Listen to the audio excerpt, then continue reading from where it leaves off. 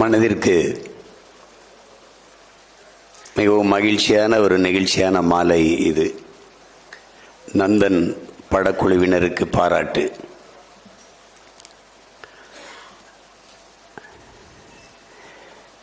இந்த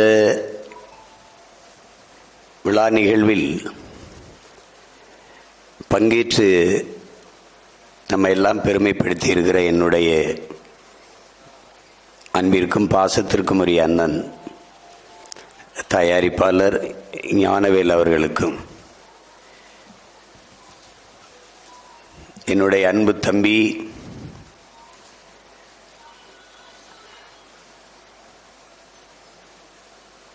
நான் அவனை நன்கு அறிவேன், என்னை அவன் முழுமையாக அறிவான். என்னுடைய அரசியல் தொடக்க காலத்திலிருந்து என்னை ஆழ்ந்து கவனித்து வருபவன். அண்ணன் வெல்ல வேண்டும் என்கிற பேராசை அவனுக்கும், என் தம்பி மென்மேலும் வளர வேண்டும் என்கிற ஆசையும் விருப்பமும் எனக்கும். பத்திரிகை துறையில் தனக்கென்று ஒரு தனித்த தடத்தை பதித்து வருகிற என் பாசத்திற்குரிய தம்பி பாண்டே அவர்களுக்கும், இங்கே வாழ்த்தி அமர்ந்திருக்கிற என் அன்பு இளவல் ராஜ்முருகன் அவர்கள், ஆனந்த விகடனில் தம்பி சரவணனும் அவரும் பணியாற்றியவர்கள். ஆனால் அவர்களுக்குள் இப்படி ஒரு விரிந்த ஒரு சமூக பார்வை இருக்கும் என்பது அப்போது யாரும் கணித்திருக்க முடியாது.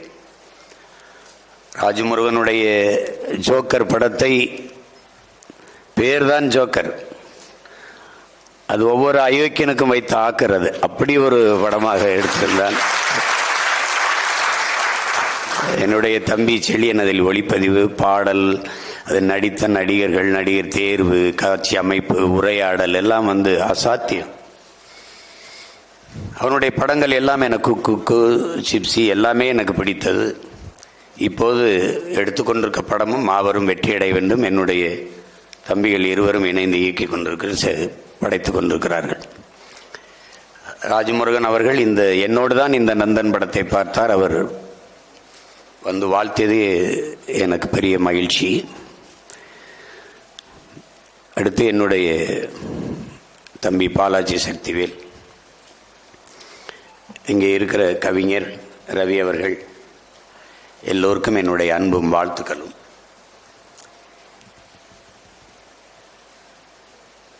இங்கே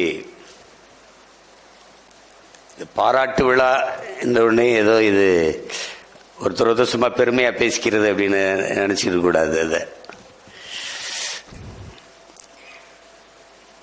ஐயா திருமுருக கிருபானந்த வாரியார் அவர்கள், பிறக்கும்போதும் மனிதனுக்கு பாட்டு, இறக்கும்போதும் மனிதனுக்கு பாட்டு, ஆனால் இடையில் அவனுக்கு தேவை பாராட்டு பாராட்டு பாராட்டு என்கிற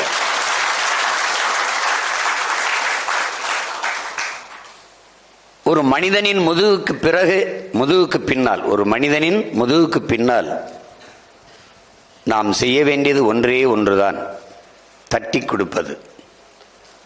ஆனால் இங்கே யாரும் தட்டி கொடுக்க ஆள் இல்லை, தள்ளிவிடத்தான் ஆள் இருக்கிறது.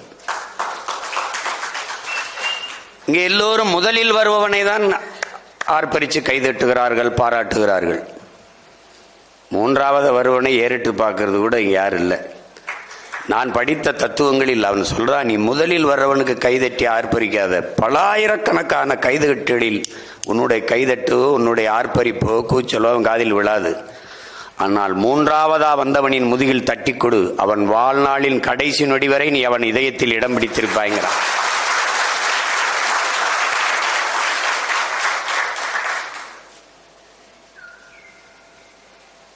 இந்த பாராட்டுங்கிறது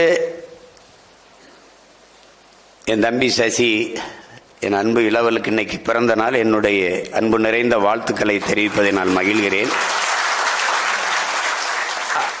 அவன் சொன்னான், அண்ணன் நீங்கள் வேறு இடத்துக்கு போயிட்டாலே இதை விட்டு போயிடாத அப்படின்னு. அதெல்லாம் அப்புறம் சொல்கிறேன், ஆனால் ஏன் நான் இதை செய்கிறேன் அப்படின்னு. நம்ம காதலிச்சு நேசிச்ச பெண் வேற ஒருத்தர் கல்யாணம் பண்ணிட்டு போனாலும் எங்கிருந்தாலும் நல்லா இருக்குன்னு நினைப்போம்ல. அது மாதிரி இந்த திரைத்துறையை தான் நேசிச்சு வந்து பல ஆண்டுகள் பட்டினியா தெருவில் படுத்து ஏவிஎம் சுடுகாட்டில எல்லாம் படுத்து அப்படிலாம் கஷ்டப்பட்டு வந்தது. பல நாட்கள் பசியவே உணவா அருந்தி கொண்டு இப்படிலாம் இருந்தது இந்த திரைப்படத்தை நேசிச்சு, துறையை நேசிச்சு தான். இப்ப என்னுடைய மனநிலை என் தம்பியில பார்க்கும்போது எப்படி இருக்குன்னா, நான் சாதிக்க நினைக்கிறத நான் வாங்க நினைச்ச கப்பை என் தம்பியில் வாங்கும்போது அது ஒரு மகிழ்ச்சியா இருக்குது. அதுதான், அதனாலதான் என்னுடைய உணர்வை என் தம்பி எடுத்துட்டான் சரவணன், அவனை கொண்டாட தோணுது, கட்டி பிடிச்சுக்கிற தோணுது, அவ்வளவுதான். அதுதான் இது, அது மாதிரிதான் இது. எப்படின்னா, தம்பி படத்துல எங்க அப்பா மணிவண்ணனை ஒரு கதாபாத்திரமா நான் வச்சிருக்கேன். அது எல்லாருடைய மனச்சான்றுக்கு அது ஒரு உருவம். அது நீங்க படம் பார்த்தீங்கன்னா தெரியும். எப்ப பார்த்தாலும் இந்த மாதவன் கதாபாத்திரத்தை அதை தூர நின்று இப்படியே பார்த்துக்கிட்டே இருப்பார். எங்கே இருந்தாலும் எல்லா இடங்கள்லையும் அவர் யாரோ ஒற்ற நண்பருக்கு நம்மளை கொலை செய்ய திட்டமிடாமல் இருக்குன்னா அவர் நண்பர்கள் சந்தேகப்பட்டு சுற்றி வளைக்கும் போது ஒரு பை வச்சிருப்பார், தோல் பை. அது கொட்டினா பெரிய பெரிய புரட்சியாளர்கள் புத்தகங்கள்லாம் கிடக்கும். பார்த்து இது பண்ணும்போது யாரு நீங்க யாரியா அப்படின்னோன்னா அவன் தள்ளி போய் கலங்கி சொல்ல, நான் தான்டா நீ, நான் தான் நீ. அவங்களுக்கு ஒன்றும் புரியாது. ஏன்னா நான் தான் நீ என்ன இப்படி சொல்லிட்டு இருக்காரு. அப்படி நான் தான்டா. பேருந்துல போகும்போது பொண்ணுகளை கைப்பிடிச்சு இழுப்பான், இடிப்பான், அடிக்கணும்னு தோணும். ஆனா குடும்பமும் கோர்ட்டு குறுக்க வந்து நின்றும். எதுக்கு பிரச்சனைன்னு பேசாம இறங்கி போயிருவேன். எல்லாரும் போனா நானும் போனேன். ஆனா நீ போகலடா, நீ தட்டி கேட்டா ஏத்து கேட்ட, நான் தான்டா நீ. ஏன்னா நான் நினைக்கிறேன் நீ செய்யற, நான் நினைக்கிறேன் நீ செய்யற. அதே மாதிரி ஒருத்தன் பரிசு எடுத்துட்டு ஓடுவான், பணத்தை பறிச்சுட்டு ஓடுவான், தட்டி விரட்டி போய் பிடிக்கணும்னு தோணும். நமக்கு எதுக்கு பிரச்சனை, எல்லாரும் போனா நானும் போயிட்டேன். ஆனா நீ போகல. அப்ப நான் நினைக்கிறேன் நீ செய்யற, நான் தான்டா நீ. அப்ப என் உணர்வின் உருவமடா நீங்கிறான். அந்த கதாபாத்திரம் அப்படி அது செய்யும். இங்க எல்லாருக்குமே பிரச்சனை அதுதான், யாரு செய்யறதுங்கிறதான் பிரச்சனை. சுத்தம் சுகம் தரும்னு எல்லா சுகத்திலையும் எழுதியிருக்கு ராஜா, இறங்கி கூட்டுறதான் யாருன்னு தெரியல. இங்க பிரச்சனையே அதுதான்.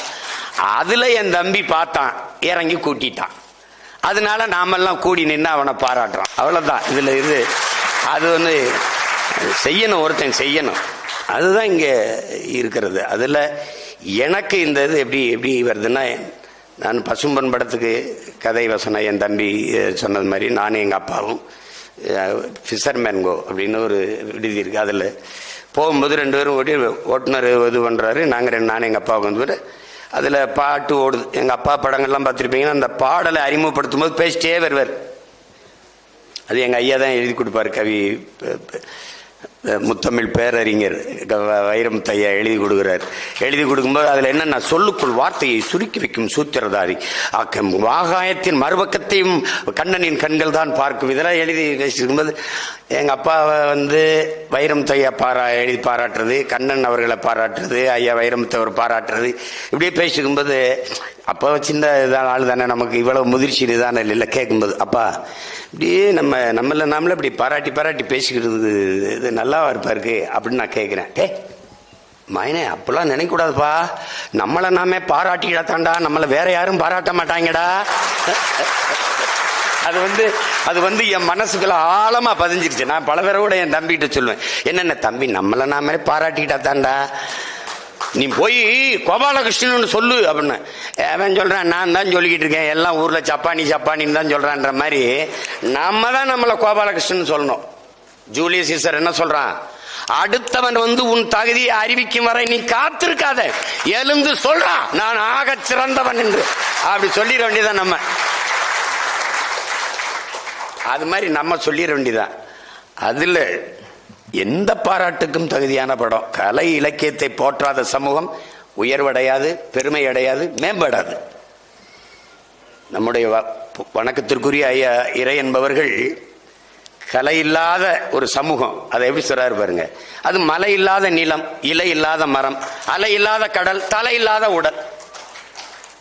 எது கலையை போற்றாத சமூகம். அது அலை இல்லாத கடல்ரா, தலை இல்லாத உடல்ரா. அதனால போற்றணும், கலை இலக்கியத்தை கொண்டாடணும். இங்க அப்படி இல்லை. இங்க நீண்ட காலமா இந்த கம்யூனிச சித்தாந்தத்தில், இந்த திராவிட சித்தாந்தத்தில் இருந்தவர்கள், திராவிட சித்தாந்தம்லாம் திரையுலகில் இருந்து இந்த கம்யூனிசம் நம்ம முன்னோர்கள்லாம் நம்ம கற்றுக் கொடுத்தது என்ன தெரியுமா உனக்கு? கூத்தாடிப்ப சினிமாக்காரப்ப, ஐயோ கூத்தாடிப்பே, கவலைய சாக்கடை, இது இப்படியே பேசி பேசி எல்லாம் வெளியேறிட்டான். அந்த சாக்கடையில் உருண்டு பிறண்ட நாய் பண்ணி நரியெல்லாம் நாடாண்டுட்டு போயிட்டுது. இதுதான் இங்க இருக்க பிரச்சனை.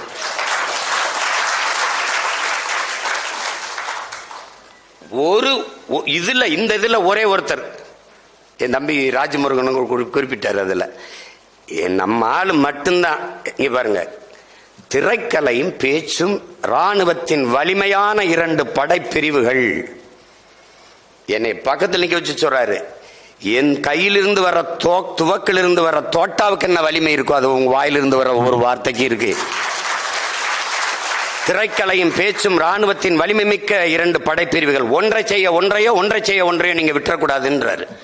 தொடர்ந்து செய்யணுங்கிறாரு. திரைக்கலை என்பது ஒவ்வொரு தேசிய இனத்தின் அழகிய கலை முகம், அறிவியலின் அழகான குழந்தை திரைக்கலை. அது அப்படி புறந்தள்ளி விட்டுற முடியாது. திரைப்படத்தால் ஒரு பெரிய தாக்கத்தை ஏற்படுத்திட முடியுமா அப்படின்னு நீங்க புறப்போக்கில் கேட்டு போக கூடாது. பூவை பூச்சோட வரும்போது நதியா வளையல், நதியா கொண்டை, நதியா சேலை, எத்தனை பேர் போட்டாங்க.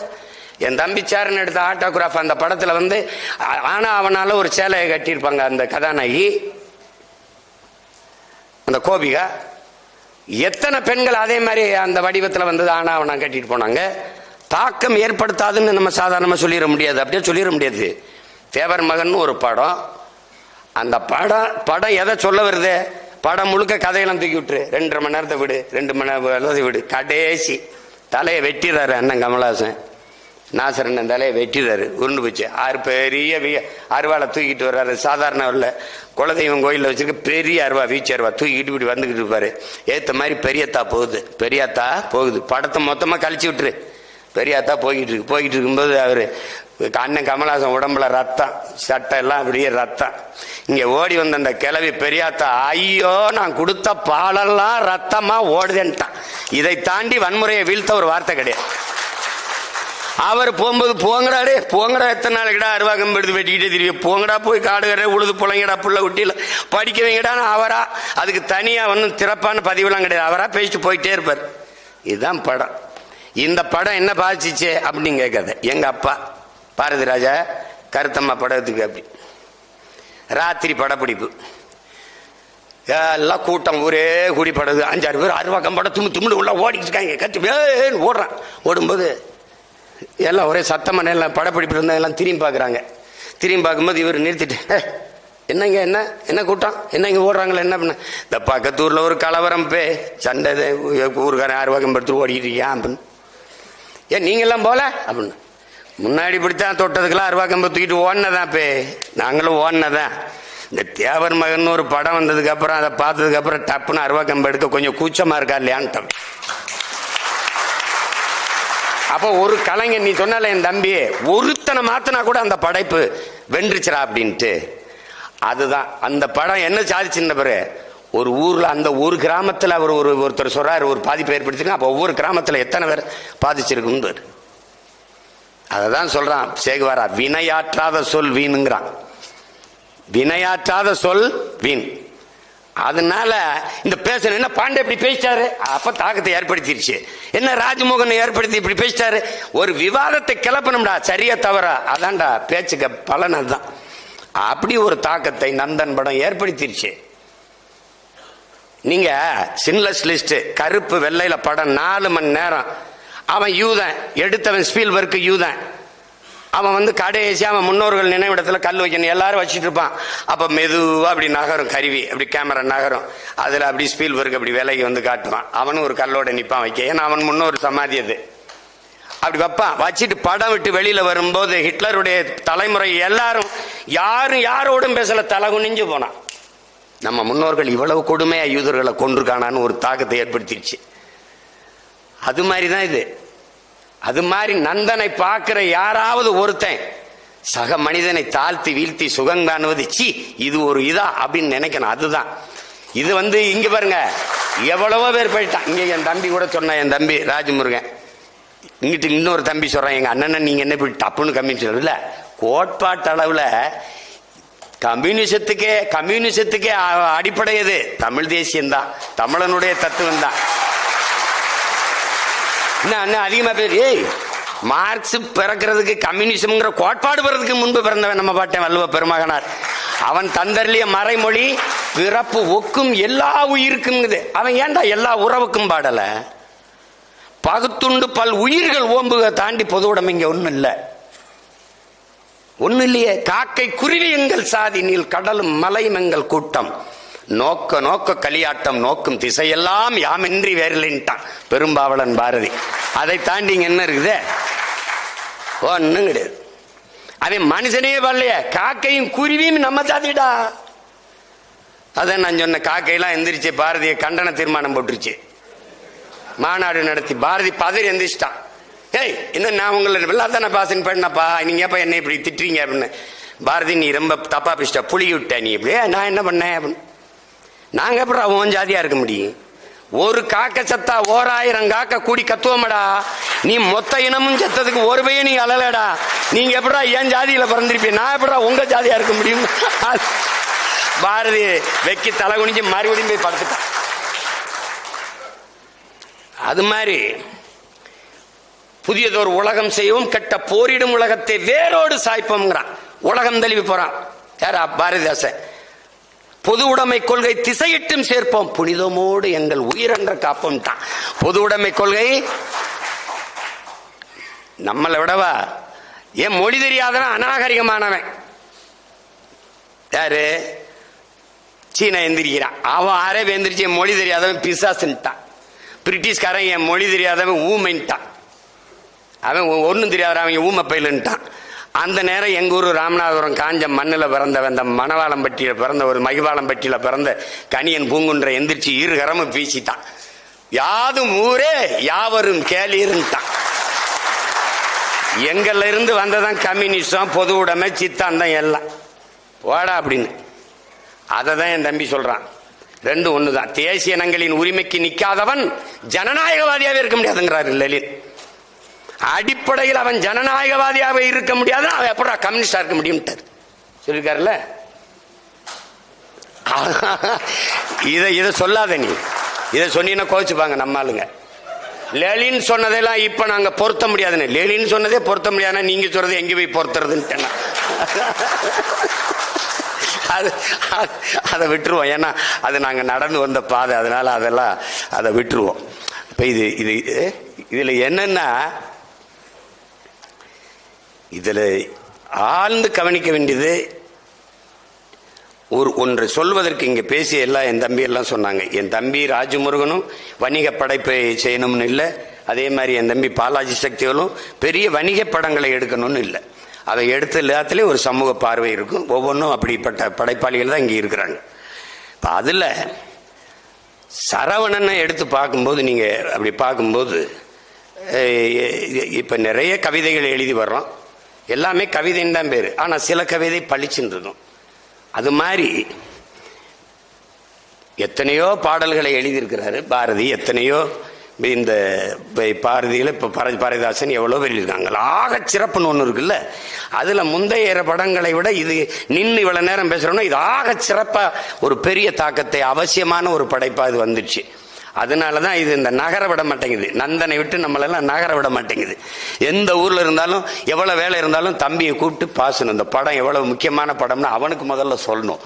படத்தை யோசிக்கிறது பெருசு இல்லை, படத்தை சொல்றான், யாரும் தயாரிக்கல, என்ன பண்ணலாம், நம்மளே எடுத்துருவோம், துணிஞ்சு எடுத்துருவோம்ங்கிற முயற்சி இருக்குல்ல, அதுக்குத்தான் இந்த பாராட்டு.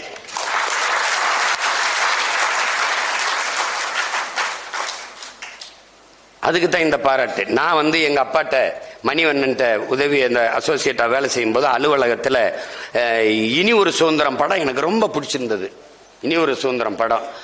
அதில் எங்கள் அண்ணன் சத்யராஜ் ஒரு தாழ்த்தப்பட்ட இளைஞனாக இருந்து படித்து காவல்துறையாக ஆசிரியர் இருக்குதுன்னு நான் உடையை கழட்டி போட்டு ஒரு டவுசரோடு போகிற அந்த காட்சியெல்லாம் எனக்கு ரொம்ப பிடிச்சது, ரொம்ப பிடிச்சிருந்தது. அப்போ அதை அண்ணன் சிவகுமார் விடுதலை போராட்ட தியாகியாக வருவாங்க. இதில் அந்த படத்தை பற்றி எங்கள் அப்பாட்ட பேசிட்டே இருக்கும்போது அவர் பாட்டுக்கு ஏதோ எழுதிக்கிட்டு இது பண்ணிக்கிட்டு அப்படியே கேட்டுக்கிட்டே இருந்தார். திடீர்னு ரொம்ப பேசுகிறானே அப்படின்னு, இவன் எப்படி நிறுத்துறதுன்றீங்க, வாடா வாடா அப்படின்னு கூட்டிகிட்டு போய் நூலகம், அவர் அலுவலகத்தில் இப்போ நூலகம் ஒரு இது பண்ணி படம் போட்ட ஒரு லேமினேட் பண்ண ஒரு இது இருக்குது, சீல்டு மாதிரி, அதை எடுத்து நீ சொல்லி நேரம் பேசிட்டு அந்த படத்தை எடுத்ததுக்கு இருக்கிற ஒரே ஒரு இது பெருமை இது ஒன்று தாண்டான்னு. அந்த படத்தை பாராட்டி ஐயா பாலச்சந்தர் கைப்பட எழுதின கடிதம் இவ்வளவு தாண்டா. அந்த படத்துல மொத்த பணம் போச்சுடா. அந்த படத்துல அவர் எழுதி இந்த பாராட்டு ஒன்று தான். என்ன பதில் நினைக்கிறீங்க? இது போதும்டா எனக்கு, அந்த படத்தை எடுத்ததுக்கு இது போதும். பணம் எப்போ வேணாலும் சம்பாதிக்கலாம், அது எப்போ வேணாலும் சம்பாதிக்கலாம் அது. ஆனால் பதிப்பு சமூக அக்கறையோடு இந்த மாற்றத்தை விரும்புகிற ஒவ்வொருத்தனும் எப்போவாதான் என் உயிர் தம்பி தங்கில் நான் பலமுறை சொல்லியிருக்கேன். நம்முடைய ஐயா அப்துல் கலாம் அவர்கள் மேலதிகாரி கூப்பிட்டாருன்னு போயிட்டு அவர் வீட்டில் காத்திருக்கும் போது வரவேற்பறையில் இருக்கிறாரு. அதிகாரி மேலேருந்து இறங்கி வரல. அது வரை இந்த மாதிரி தேநீர் பலகை மேலே ஒரு இது இருக்குது, புத்தகம் புரட்டுறாரு. அந்த புத்தகம் அறிஞர் பெர்னாட்ஸாவோடது. அந்த அறிஞர் பெர்னாட்ஸோட புத்தகத்தை பறிட்டு போகும்போது அதில் ஒரு வாசனை அவருக்கு படுது. இந்த உலகத்தில் பெரும்பாலானோர் உலகம் போகிற போக்கிலே போக நினைக்கிறார்கள். ஆனால் யாராவது ஒருத்தன் தான் உலகத்தை தன் போக்கிலே திருப்ப நினைக்கிறான். தொடக்கத்திலே அவன் விமர்சிக்கப்படுகிறான், ஏசப்படுகிறான், எள்ளி நகையாடப்படுகிறான், அவமானப்படுத்தப்படுகிறான். ஆனால் உலகம் பெற்றிருக்கிற அத்தனை மாறுதலுக்கும் காரணம் அவன்தான். உலகத்தை தன் போக்கில திருப்ப நினைச்சவன் தான். நீங்க இதுவரை பேசினீங்க Marx, Lenin, Stalin, Engels, Ingersoll, Buddhan, Phule, Aristotle, Plato, Socrates, Ambedkar எல்லாரும் உலகத்தை தன் போக்கில திருப்ப நினைச்சவன் தான். அப்படிதான் எல்லாரும் மாதிரி நம்மளும் படுறதுக்கு ஆசை இருக்கலாம். வேணாம் நம்ம ஜோக்கர் எடுப்போம், எல்லாரும் வேணாம் நம்ம நந்தன் எடுப்போம். தன் போக்கில் திருப்ப நினைக்கணும், தன்னை கவனி அப்படின்னு. அதுதான் இங்க. நீ மாற்றத்தை விரும்புறியா? அந்த மாற்றத்தை முதல்ல ஒன்னிலிருந்து தொடங்கு. உனக்குள்ள எந்த மாற்றத்தையும் ஏற்படுத்தாத முடியாத உன்னால் சமூக மாற்றத்தை ஏற்படுத்த முடியாது. சும்மா மானுடநேயம் சக மனிதனின். இங்க பாருங்க, உலகத்திலே உயர்ந்த மனிதன் எவன் என்ற கேள்விக்கு பதில், எவன் கீழே விழுந்து கிடக்கிறானோ அவனை தூக்கி விடுவதற்கு எவன் குனிகிறானோ அவன் தான்டா உலகத்திலே உயர்ந்த மனிதன். கீழே விழுந்து கிடப்பவனின் காயத்தை ஒருத்தன் கை நீட்டி தடவுகிறான் பாரா, அவன் தான்டா உலகத்திலே தலை சிறந்த மனிதன். அந்த எண்ணம், அந்த சிந்தனை, அந்த காயத்தை துடைப்பதற்கு கை நீட்டிய கை என்னுடைய தம்பி சரவணன் கை என்பதில் எனக்கு மகிழ்ச்சி, பெருமை. ஐயா வைகுந்தர் சொல்றாரு, தாழ கிடப்பவனை தற்காத்து நிற்பதாண்டா தர்மம்ங்கிறது. நீ அவனை போட்டு அவனை ஏற்று பார்க்க, ஒரு வல்லாதிக்கன், ஒரு வலிமை உள்ளவனின் அழகே எளியவனை, வலிமையற்றவனை அவனுக்கு பாதுகாப்பா நிற்பதான். திக்கற்றவனுக்கு திசை காட்டாதவன், வாயற்றவனுக்காக பேசாதவனும் அடிமைதான். அப்ப உரிமை இழந்து அடிமையா நிக்கிறவனுக்காக பேசாதவனும் நம்மள அடிமைதான். அதனால நிராகரிக்கப்பட்ட ஆதி குடிகளின் பக்கம் அரவணைச்சு நிக்கிறவன் தான் இங்கே அவன். அந்த அந்த மானுடம் தான் இங்க மகத்தானது, அதுதான் பெருசு. இங்கே என் தம்பி வந்தோடனே தம்பி பார்ப்பனர்கள் அது சொல்லோன்னா அவன் பயந்துட்டான். அப்படிலாம் கிடையாது. நான் போன விழாவில் கூட பாரதிய பாட்டேன்னு சொல்லிட்டு எல்லாம் பேசுறாங்க. அவன் யாருன்னு தெரியுமா உங்களுக்கு? ஏன் அவன் பாட்டேன்னு தெரியுமா? அவன் தெரியுமா? அவன்கிட்ட போய் சுப்பையா தாண்ட ஒரு பேரு. அவன் நம்மாலியா, அவன் பேரு சுப்பையா, பொண்டாட்டி பேரு செல்லம்மா, அவங்க அப்பா பேரு சின்னசாமி, அம்மா பேரு வள்ளி. இவன் பாண்டையா இருக்கலாம், இவன் ரங்கராஜா இருக்கலாம். அவன் எங்காலு நம்ம பாட்டன் சுப்பையா. சுப்பையா எங்கானு சுப்பையா நம்ம பிரம்மன் தலையிலிருந்து பிறந்தான், சத்திரியன் தோல்ல இருந்து பிறந்தான், வைசியன் தொடையில இருந்து பிறந்தான், சூத்திரன் காலில் இருந்து பிறந்தான். இந்த பஞ்சமன் ஒருத்தருக்கான அவன் எதுல இருந்து பிறந்தாங்கானோ இவங்க கேட்க, அவர் உடனே எந்திரிச்சு அவன் ஒருத்தன் தான் ஆத்தாளுக்கு அப்பனுக்கும் பிறந்தாண்டு போயிட்டான். இப்ப தெரியுதா ஏன் பாரதி என் பாட்டேன்னு? இதனாலதான் என் பாட்டேன்.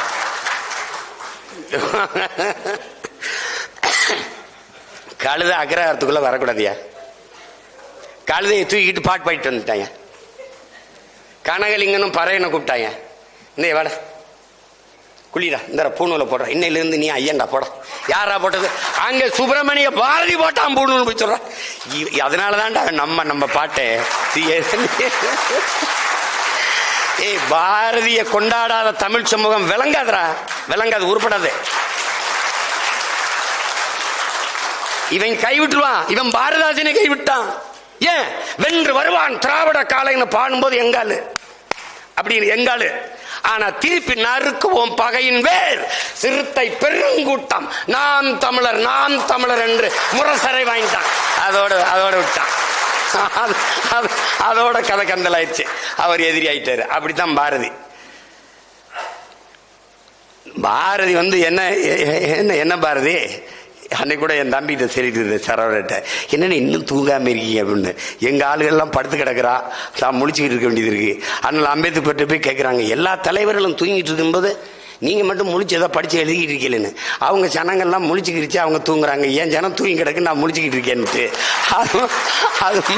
அது மாதிரி நம்ம பாட்டன்ட்ட போய் என்ன பாருது, எல்லாம் பாடிட்டா, காதலை பாடிட்டா, வீரத்தை பாடிட்டா, அதை பாடிட்டா, எல்லாம் பக்தி பாடிட்டா, இது எது இந்த தாலாட்டு மட்டும் நீ பாடலையே அப்படின்னு. அது முழிச்சுக்கிட்டு இருக்கணும் தான் எனக்கு தூங்க வைக்க பாட்டு வேணும். இவன் ரொம்ப ஆண்டுகளா தூங்கிட்டு தான் இருக்கான், பல ஆண்டுகளா. இவனை உசுப்பத்தான் பாட்டு வேண்டி கிடக்குது, அதுல எதுக்கு போய் தாலாட்ட பாட சொல்றான்னு போயிட்டு அப்படி. அவன் பாக்கள் முழுக்க எழுச்சி பாக்களா இருந்ததுக்கு காரணம் அதுதான். நந்தன் அது சாதியை தாடுது, அவர் கற்பனை என்னமோ சரவண என் தம்பி கற்பனையில ஒரு படத்தை எடுத்து நடக்குதப்பா, நடக்குது. இதெல்லாம் நடக்குதான்னா இன்னுமா அங்க சாதி இருக்குன்னு கேட்டா, நீ வேற கிரகத்திலிருந்து இதை இறங்கி வந்திருக்கான்னு நினைக்கிறேன். நெல் எந்த மரத்துல விளையுதுன்னு கேட்டில்ல, அந்த கூட்டத்துல சேர்ந்திருக்கா நீ. உன்னையெல்லாம் நீ அறிவையும் ஆரையும் திரைப்படத்துல பார்த்து பாக்குறவனுக்கு உங்கள்கிட்ட ஒன்னு நான் பேச்சு புரிய முடியாது தம்பி. அறியாமையில் இருக்கிறவனுக்கு போதிக்கலாம், பொறாமையில் இருக்கிறவனுக்கு ஒன்னும் போதிக்க முடியாது. நீ வா, கொஞ்சம் கீழே இறங்கு, ரெக்கையை கட்டி தேவதூதர்கள் மாதிரி பறந்துகிட்டு இருக்காத, கீழே காலை வை, எங்களோட பாரு எப்படி இருக்குன்னு பாரு. அதை நீ புரிஞ்சுக்கிட்டு பேசணும். இதெல்லாம் அப்படிலாம் நடக்குமாங்க, இப்படிலாம் இருக்குதாங்க அப்படின்னு. இருக்குது இருக்குது. புரட்சியாளர் அம்பேத்கர் அவர்கள் அவர் என்ன சொல்றாரு பாருங்க. டேய், அந்த இடத்துல கூட சொன்ன, என் தம்பி சமுத்திரக்கனி பேசுற இடத்துல கொஞ்சம் முன்னாடினா நான் இதெல்லாம் சேர்த்து, ஆடுகள் கோயில்களில் ஆடுகளை தாண்டா பலியிடுகிறார்கள், சிங்கங்களை அல்லங்கிறாரு. இழந்து விட்ட உரிமைகளை பிச்சை கட்டு பெற முடியாது, போராடித்தான் பெற்றாகணுங்கிறாரு. போராடித்தான் பெற்றாகணும். அததான் இந்த படம் போதிக்குது. நந்தன் படம் நீ இப்ப சொன்ன ரெண்டே வரி இல்லாதுன்னு. இப்ப என் படத்துல, தம்பி படத்துல என்னென்ன படம் அப்படின்னு என்னென்னமோ எடுத்து பார்த்தேன். வன்முறையாளன்னு கட்டமைக்கிறான். இப்ப எங்க தலைவரை கட்டமைச்ச மாதிரி ஒரு அரச பயங்கரவாதத்தை எதிர்த்து தன் இன மக்களை தற்காக்க தூக்கின ஆயுதத்தை பயங்கரவாதம். அடிக்க ஓங்குகிற கைக்கும் தடுக்க நீட்டுகிற கைக்கும் வேறுபாடு இருக்குங்கிறது இந்த சமூகத்துக்கு புரிய வைக்கணும். அப்ப என்ன செஞ்ச, நான் செய்யறது வன்முறை அல்ல, நான் சொல்வது மருத்துவம். இதயம் நோய்விட்டு போச்சுனால் அறுவை சிகிச்சை வன்முறையா? அது மருத்துவம். அததான் அவன் என்ன சொல்றான், என்ன செய்ய சொல்ற, இங்க சைலன்ஸ்ங்கிறதே சத்தமா தான் சொல்ல வேண்டியது இருக்குன்னுட்டான். அதுதான் இந்த ஒரு உரையாடல் தான் படம். அது மாதிரி என் தம்பி இருக்கான் பாருங்க. இப்ப நந்தன் படம் என்னன்னு, செருப்பு அப்படி காட்டிக்கிட்டே வரேன். அவன் செஞ்சிருக்கலாம்ங்க. எது முற்போக்கு, எது சீர்திருத்தம், எது மாறுதல், இதாங்க மாறுதல். கோயில காட்டணும், நிற குடத்தோட வரணும், பொங்க வரணும், அப்படின்னு பாலை கறக்கணும். இதெல்லாம் ஒரு ஒரு பழக்கம். ஆங்கிலத்தில் சென்டிமெண்டா படம் தொடங்குதுங்க, நல்லா ஓடுங்க, நல்லா ஓடிடும். இது ஒரு நம்பிக்கை, காசு போடுறவனுக்கு ஒரு நம்பிக்கை. ஆனா செருப்பை காட்டுற, அப்படி செருப்பு பேசுதுங்க.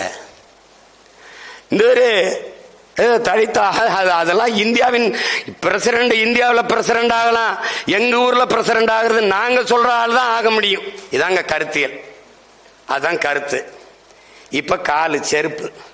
ஒருத்தன் நான் சொல்ற ஆளுன்னு மிதிச்சு செருப்பா வச்சிருந்த ஒருத்தன் பிரசிடண்ட் ஆகி, கேமரா இருக்குல்ல, கேமரா மேல செருப்பாலே அந்த கருத்தை மிதிச்சிடறாங்க. இதாங்க படம். இதுக்கு முன்னத்தை ஏறு ஆபிரகாம் லிங்கன் அமெரிக்கன் பிரசிடென்ட். அவன் தாழ்த்தப்பட்டவன், அவங்க அப்பன் செருப்பு தைக்கிறவன். இவனை எப்படா கேவலப்படுத்துறதுன்னு ஒருத்தன் வாரான். இறங்கி ஆபிரகாம் லிங்கன் வெள்ளை மாளிகையில் இருக்கும்போது அங்க அவரை கேவலப்படுத்திடணும்ட்டு ஒரு செருப்பை கழட்டி போட்டு, இந்த செருப்பு உங்க அப்பா தச்சு கொடுத்தது, கொஞ்சம் பிஞ்சு போச்சு அப்படின்னா, அப்படியா பிஞ்சு போச்சு அப்படியா, கொடுங்க கொடுங்கன்னு ஊசி நூல் எடுத்து தச்சு போட்டு பாருங்க. எங்க அப்பா இறந்து எவ்வளவு நாள் ஆச்சு, அவர் தச்ச செருப்பு எவ்வளவு உறுதியா இருக்கு பத்தியா, எவ்வளவு உறுதியா இருக்கு. நீங்க இதை போட்டுக்கிறீங்க, மறுபடியும் இங்க வாங்க, நான் இங்கதான் இருப்பேன், தச்சு தரேன்னு செருப்பால, அதே செருப்பால அடிச்சு அனுப்பிட்டான். எப்படி? அதுதான் இந்த கருத்திற்கு பாருங்க ஆபிரகாம் லிங்கம் பேசுனது. அததான் அந்த படம் சொல்லுது. எந்த கருத்து, எந்த செருப்பா நீ கருதினியோ என் உரிமையை, என் உணர்வை, அதே செருப்பால பிரசிடண்ட் ஆகி கேமரா கீழே இருக்கு, கேமரா மேல செருப்புல மிதிச்சுட்டான் சச்சி. படம் முடிஞ்சிருச்சு. அதுதான் அது. நீங்க பாத்துங்க எப்படி இப்ப அந்த படத்துல என்ன சுருக்கம் என்ன சொல்றாரு, ஆள்றதுக்கு தான் அதிகாரம் நினைச்சுக்கிட்டு இருந்தோம்டா, வாழ்றதுக்கே அதிகாரம் தேவைப்படுது.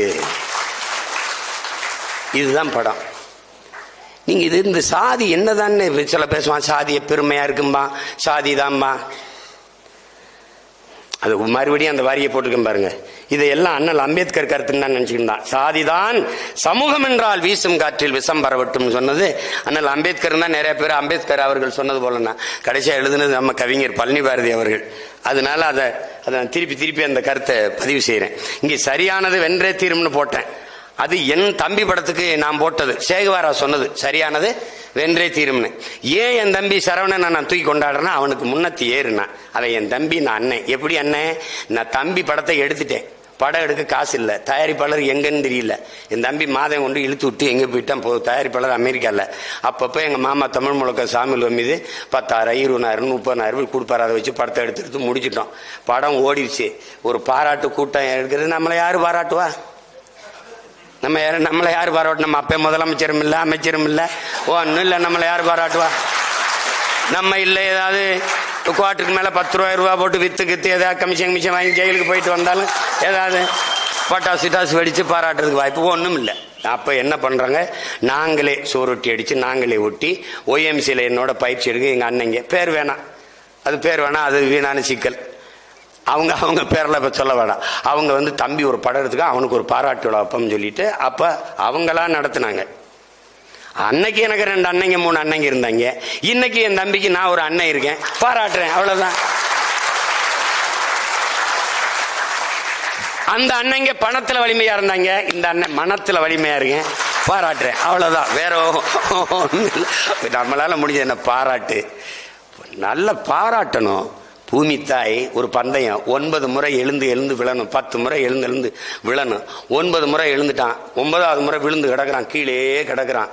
அவனால முடியல. இந்த பூமி தாய் நெத்தியில முத்தமிட்டு, எழுந்துரு மகனே எழுந்துரு, ஏற்கனவே நீ 9 முறை எழுந்தவன் தானேன்னு எழுப்பி விடுறான். அப்படித்தான் நம்ம பிள்ளைகளை ஆறா உன்னால முடியும்டான்னு சொல்லணும். அதனாலதான் இந்த பாராட்டு நிகழ்வை நம்ம நடத்துறோம். சாதி என்னென்ன சாதி அவ்வளவுன்னா, சாதி மானுட சமூகத்தின் மிகப்பெரிய ஒரு எதிரி. பிளந்து பிரிச்சு தள்ளிடுது. குறிப்பா அதுல நமக்கு தமிழ் சமூகத்திற்கு இவ்வளவு பெரிய வீழ்ச்சிக்கு காரணம் சாதி தான். இதெல்லாம் பாருங்க, இருட்டறையில் உள்ளதடா உலகம், சாதி இருக்கின்றது என்பானும் இருக்கின்றானே தமிழான்னு வருந்தி பாடிட்டாரு புரட்சி பாவலர் பாவேந்தன் பாரதிதாசன். அதை யோசிச்சு பாருங்க. தமிழுக்கு அமுதென்று பேர், அந்த தமிழ் இன்பத்தமிழ் எங்கள் உயிருக்கு நேர்னு பாடிய புரட்சி பாவலன் சாதி ஒழித்தல் ஒன்றுன்னு தான் முதல்ல பாடுற. அப்படி தமிழ் வளர்த்தல் ஒன்று, சாதி ஒழித்தல் மற்றொன்றுன்னு பாடியிருக்கலாம். சாதி ஒழித்தல் ஒன்று, நல்ல தமிழ் வளர்த்தல் மற்றொன்று. பாதியை நாடு மறந்தால் மற்ற பாதி துலங்குவதில்லை.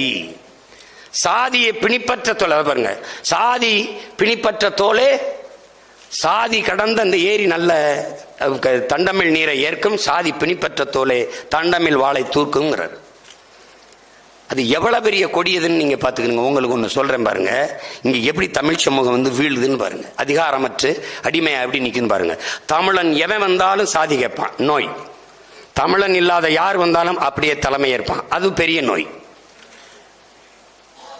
நீங்க தமிழ் சமூகத்தில் பெரும்பாலான சமூகம் இங்க இருக்கிற பெரிய சமூகங்கள்ல சாதிய பாகுபாடு இருக்கு. இந்த சமூகம் இந்த சாதியை நிறுத்தினா இந்த சாதி வாக்கு செலுத்தாது, இந்த சாதியை நிறுத்தினா இந்த சாதி வாக்கு செலுத்தாது.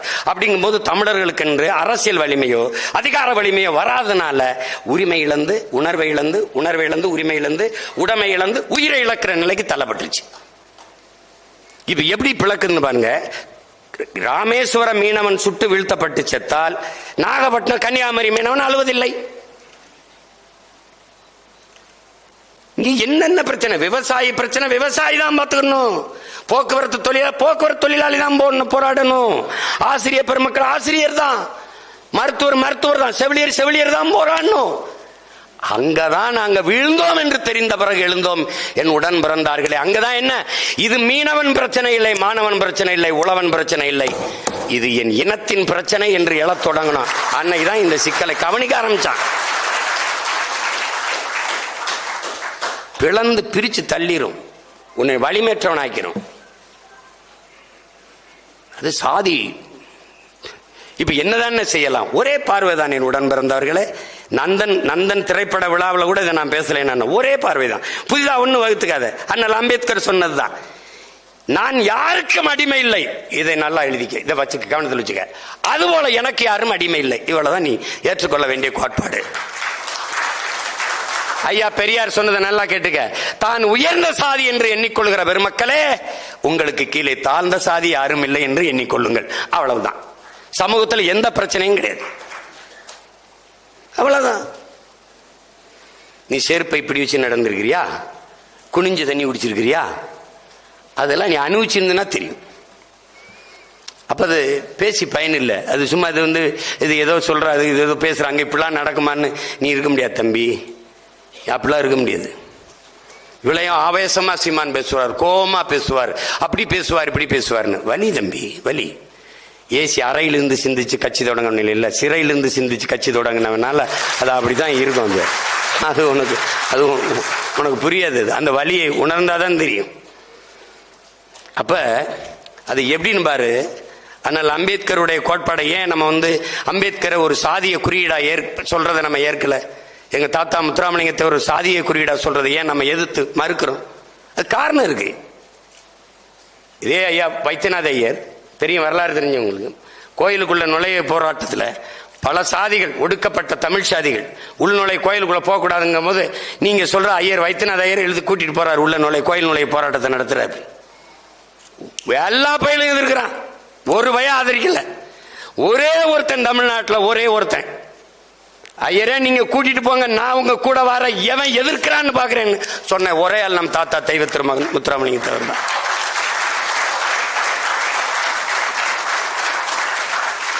எவ்வளவு விதா இருந்தா சொல்லி பாருங்க. சாதிய எண்ணம் கொண்டவன் அரசியலுக்கு வந்தால் நாடு நாசமாகி விடுங்கிற. சாதிய சிந்தனை கொண்டவன் இறைவனை வழிபடவே அருகதையற்றவன். உன்கிரகை உயர்ந்தது, உழைக்கிறகை தாழ்ந்தது என்கிற எண்ணம் எவருக்கும் வரக்கூடாது. இறைவனுக்கு முன்பு இரு கரமும் இணைத்துத்தான் வணங்குகிறோம். அப்படி எல்லாரும் சமம் என்கிற எண்ணம் எல்லாருக்கும் வரணுங்கிறார். இவர் தான் இன்னைக்கு சாதியை குறியீடு அணிக்கிறார். சாதி ஒழித்தல் ஒன்று அப்படின்னு பண்ணல. கடவுள் வரி, சமய வரி, கண்ணல் நீக்கிற தமிழுக்கு நோய் நோய் நோயே, இடை வந்த சாதி எனும் இடர் ஒழிந்தால் ஆள்வதனம் தாய் தாய் தாயங்கிறான். தமிழ் தாய் ஆளுமுடங்கிறான். அவன் தான் இன்னைக்கு முதலியார் சங்கத்தில் குறியீடா இருக்கான், பாரதிதாசன். என்ன சொல்ற இது? கால இதுல கொடுமைப்பா. தமிழனின் மானம் கப்பல் இருக்கக்கூடாதுன்னு கப்பல் ஓட்டிய தமிழன், மண்ணின் விடுதலைக்கு மாடு கூட இழுக்க திணறுகிற செக்க இழுத்த வீர மரவண்ணன் பாட்டன் வாவு சிதம்பரனார் செத்தான். ஜெயிலிருந்து வெளியில வந்தான். ஒற்றை மகனா. வரவேற்க ஒருத்தனமில்ல உயிர் நண்பன் சுப்பிரமணிய சிவாவை தவிர. ஆனா இன்னைக்கு ஜெயிலிருந்து வரும்போது எத்தனை ஆயிரம் பட்டாசுகள், எவ்வளவு மாலைகள், எவ்வளவு வெடிப்புகள். இங்க செக்கிழுத்தவன் தியாகி இல்லை, தூக்குல தொங்கினவன் தியாகி இல்லை.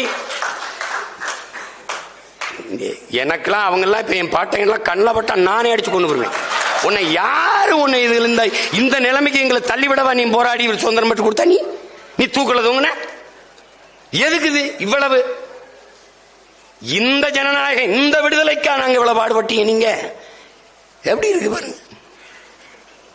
பாரதி இவ்வளவு பாடினான். பாரதி எல்லாத்தையும் நேச்சு பாடினான். பாரதி சிட்டுக்குருவிக்கு அரிசி எடுத்து போட்டுவிட்டான். சமைக்க செல்லமா வச்சிருந்தத காக்கைக்கும் சிட்டுக்குருவிக்கும் போட்டான் பைத்துக்கிறப்ப. உலகத்துல நீங்க பிற உலகத்துல பாரதி வீட்டுக்கு போயிருக்கா? உலகத்துல பாரதி எல்லா வீட்லயும் போடா. நம்ம தாத்தா வீட்டுல தாத்தா உட்காந்துருப்பார், பாட்டி இப்படி நிக்கும்டா இந்த கட்டையை பிடிச்சுக்கிட்டு. பாரதி வீட்டுக்கு போடா, செல்லமா உட்காந்துருக்கும்டா, பாரதி நிப்பான்டா. அதான்டா பாரதி. போய் பாடுறா எட்டாபுரத்துல இன்னும் செல்லமா உட்காந்துருக்கோம். அண்ணன் செல்லமா உட்காந்துருக்கும்னா இவன் நிப்பான்.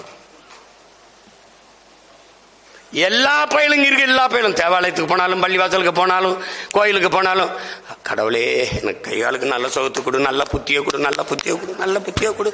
எல்லாம் ஒருத்தன் போறேன். சொல்லடி சிவசக்தி, என்னை சுடர்மிகும் அறிவுடன் ஏன் படைத்தாய்? எதுக்கு எனக்கு இவ்வளவு அறிவை கொடுத்த? பூரா பையில முட்டா பையில படிச்சு என்னை மட்டும் அறிவாளியா படைச்சு விட்டா. எனக்கு பெரிய பிரச்சனையா இருக்குன்றான். உலகத்திலே ஒரே ஒருத்தன் தான்டா எனக்கு எதற்காக இவ்வளவு அறிவை கொடுத்தான்னு கேட்ட உலகத்திலே ஒருத்தான். நீங்க பாத்தீங்கன்னா அவனையே இவன் யாரா அப்படின்னு தோணும். அவன் தான் அது நம்ம ஊர்ல இருந்து அவன் மண்டக்குரம் முடிச்சவங்க. நம்ம ஊர்ல சொல்லுவான் அவன் ஒரு மண்டக்குரம் முடிச்சவன். அவன் அவன் அந்த அந்த பாரதியவே பட்டினி போட்டுருச்சான் அந்த ஊரு. தனி ஒரு மனிதனுக்கு உணவில்லை என்றில் ஜெகத்தினை அழித்துடுவோம்ட்டான். அவனே பட்டினி போட்டான் இந்த நாடு, இந்த பாரதம். கடைசியா என்ன தெரியுமா, அவன் செத்து போயிட்டான். கவி பேர் நம்ம ஆள் எழுதுறாரு ஐயா வைரமுத்து. பாரதி, உன் உடலில் மொய்த்த ஈக்களின் எண்ணிக்கை கூட ஆட்கள் இல்லையாமே. இறுதி சடங்குல 8 பேர் இருக்காண்டா. பாரதி எங்க அடக்கம் பண்ணிருக்கான் இவன் தெரியாது. ஒருத்தனுக்கும் தெரியாது. ஆனா இந்த தேச விடுதலைக்கு பல ஆண்டு காலங்கள் ஜெயில இருந்து 16 ஆண்டு ஜெயில இருந்த நேருவே கடற்கரையில் புதைக்கப்படலையாடா.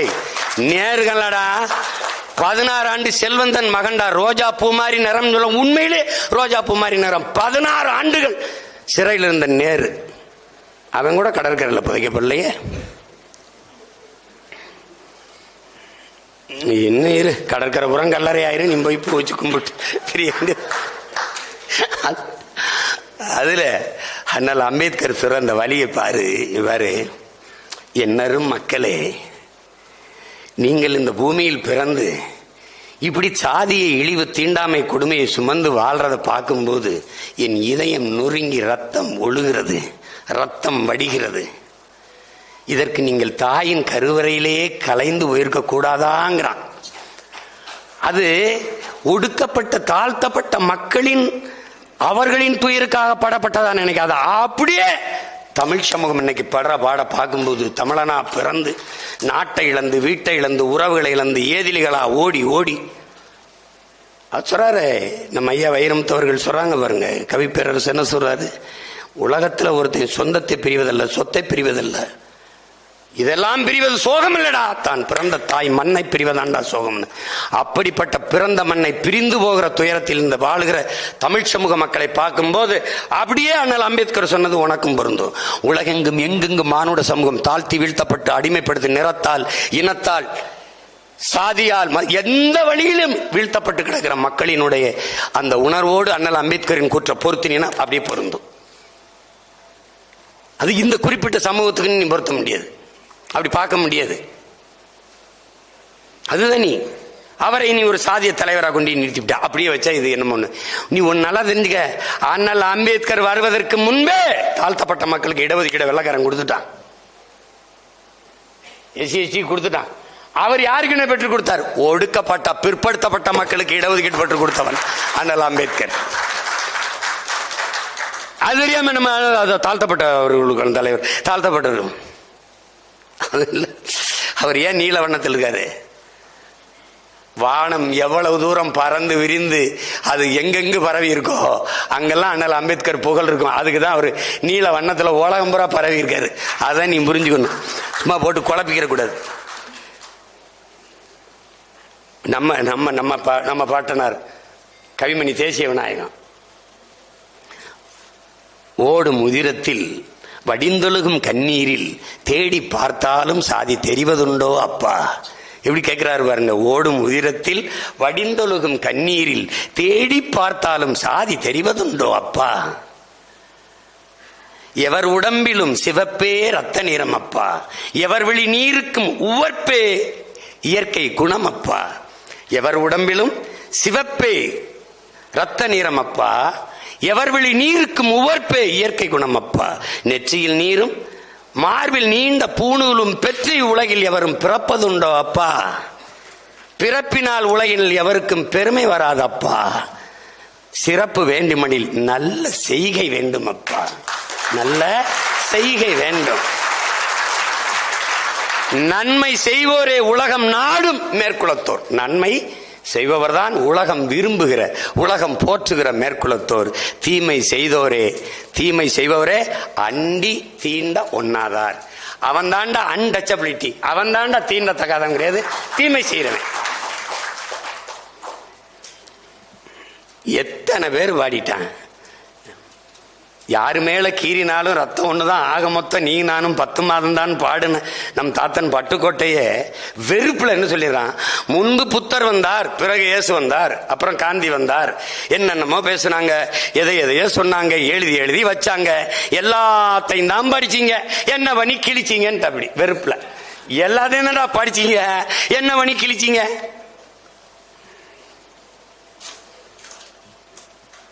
அதனால நந்தன் இவ்வளவு நேரம் ஒரு படத்தை பத்தி பேசுவதற்கு பொருள் தருது பாத்தியா. சும்மா உட்கார்ந்துகிட்ட அவர் நல்லா பண்ணிருக்காருங்க, அவர் இது பண்ண. நந்தன்ங்கிறது இன்னும் பல மணி நேரங்கள் பேசக்கூடிய ஒரு பொருளை தூக்கி நிக்குது. இது சமூகம் பல 100 ஆண்டுகளாக இந்த சமூகம் சுமந்து வருகிற அவலம். இது தாழ்த்தப்பட்டவனுக்கு நீ நினைக்கிற, நீ தாழ்த்தப்பட்டவன் யார்? அந்த சொல்ல முதல்ல நீ கவனி. தாழ்த்தப்பட்டவன் தான், அவன் தாழ்ந்தவன் இல்லை. அவன் தாழ்த்தப்பட்டிருக்கான். யாராலன்னு பார்க்கணும். அவன் ஏன் தாழ்த்தப்பட்டிருக்கான்? அந்த இடத்துல ஒரு நிமிர்வு நமக்கு தேவைப்படுது. என் உடன் பிறந்தார்களே, என் உயிருக்கு நீ இவர்கள் தேவைப்படுது. பெருமைக்குரியவன் தமிழன். காரணம், தமிழ் பெருங்குடியில் பிறந்ததுனாலேயே பெருமைக்குரியவன். அத அவன் இவன் விழுந்த அவன் தான், அதெல்லாம் பேசக்கூடாது. பெருமைக்குரியவன் இந்த நிமிர்வு வரணும். அதை தான் புரிஞ்சுக்கிட்டு பேசணும். நந்தன்கிறது ஒரு படம் இல்லை, அது ஒரு படிப்பினை, அது ஒரு பாடம். அந்த தங்கைகள், அந்த ஊராட்சி மன்ற தலைவர்கள் இறுதியில் வடிக்கிற கண்ணீர்ல இந்த சாதியை இழிவு, அந்த கழிவு கரைஞ்சு போகணும். அதனால அம்பேத்கர் சொல்றாருல்ல, நீ சமூக மேம்பாடு, சமூக முன்னேற்றமா பேசிக்கிட்டு இருக்க. சாதியை ஏற்றதாள்களை வைத்துக் கொண்டு சமூக மேம்பாடு, சமூக முன்னேற்றம் பேசுவதெல்லாம் மலக்குழியின் மேலே போடுகிற மல்லிய பந்தலுக்கு ஒப்பானதுங்கிறான். நீ என்னடா சாக்கடை குழியின் மேல சந்தன மலையை வச்சுக்கிட்டு இருக்கிற? நீ என்னடா அது? எப்படா மணக்கம் அது? அப்புறம் என்னடா சமூக முன்னேற்றம், சமூக மேம்பாடு பேசுற? என் ஜாதி முன்னேறத அவன் விரும்பல, அவன் ஜாதி முன்னேறத நான் விரும்பலன்னா எப்படா சமூகம் முன்னேறும்? நாடார் எந்திரிக்கும் போது கோனார் அமைக்கிறார், கோனார் அமைக்கும் போது தேவர் அமைக்கிறார், தேவர் எந்திரிக்கும் போது தேவேந்திர அமைக்கிறார், பறையர் எந்திரிக்கும் போது படையாச்சி அமைக்கிறார், படையாச்சி எந்திரிக்கும் போது கவுண்டர் எந்திரிக்கும் போது இன்னொரு உடையார் அமைக்கிறார். ஒவ்வொருத்தரும் அமைக்கி விடுவாங்க. இவன் எந்திரிக்கும் போது அவன் அமைக்கும் போது எவன் நிமிருவான்? இந்து எந்திரிச்சா இஸ்லாமியர், இஸ்லாம் எந்திரிச்சா இந்து, 2 எந்திரிச்சா கிறிஸ்தவர். மாறி மாறி தலைகளை அழுத்தி தாழ்த்து கொண்டிருந்தால் எப்படா மானுட சமூகம் நிமிரும், உயரும்? ஒன்றும் பண்ண முடியாது. அதுதான். அப்ப என்னென்ன செய்யலாம்? சாதியை பார்க்காத, அதை கடந்து எதையாவது சாதிக்க பாரு. இவ்வளவுதான் நீ செய்ய வேண்டியது. மதமும் கடந்து அதற்கு மேலே ஒன்று இருக்கு, மனிதம். அதுதான் புனிதம் என்று தேடு. அவ்வளவுதான். நீ அதை விட்டுட்டு இதுக்குள்ளே பேசிட்டு இருக்காது. ஆன்மீகம்ங்கிறது ஐயா இறையம் எழுதிருக்காரு, வாழ்க்கையே ஒரு வழிபாடுதான்ங்கிறது. அந்த நூலை எல்லாரும் என் தம்பியில் வாங்கி படிங்க. அன்புதான் அதன் வாசல். ஆன்மீகம் அன்புதான் அதன் வாசல், கருணை அதன் வரவேற்பறை, முதிர்ச்சி அதன் முற்றம், தியானம் அதன் வழிபாடு அறைங்கிறார், வழிபாட்டு அறைங்கிறார். இவ்வளவுதான் ஆன்மீகம். அன்பும் கருணையும் வச்சுக்க, தானா முதிர்ச்சி வந்துடும்.